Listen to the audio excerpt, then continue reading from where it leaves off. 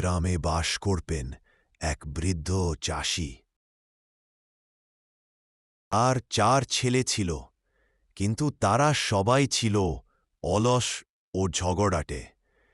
বৃদ্ধ খুব চিন্তায় পড়ে গেলেন।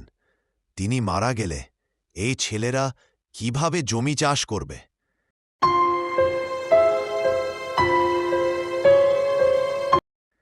একদিন তিনি ছেলেদের ডেকে বললেন, আমার জমির নিচে গুপ্তধন লুকানো আছে, তোমরা খুঁজে দেখো।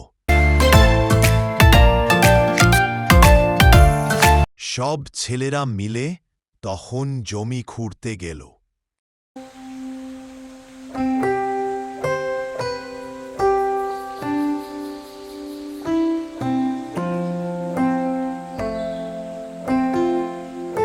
ছেলেরা তখন জমি খুঁড়তে লাগল, এক প্রান্ত থেকে অন্য প্রান্ত পর্যন্ত। তারা প্রতিটি জায়গায় খুঁড়ে দেখল, কিন্তু কোনো গুপ্তধন পেল না।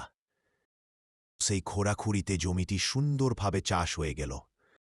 বৃদ্ধ তখন বললেন, এই যে তোমরা এত সুন্দরভাবে জমি চাষ করেছে, এটাই প্রকৃত গুপ্তধন। এখন এখানে ফসল ফলাও। ছেলেরা এবার পরিশ্রম করতে শিখল এবং জমি থেকে ভালো ফসল ফলাতে লাগল। শিক্ষা, পরিশ্রমেই প্রকৃত ধন। কাজ করলে তার ফল এক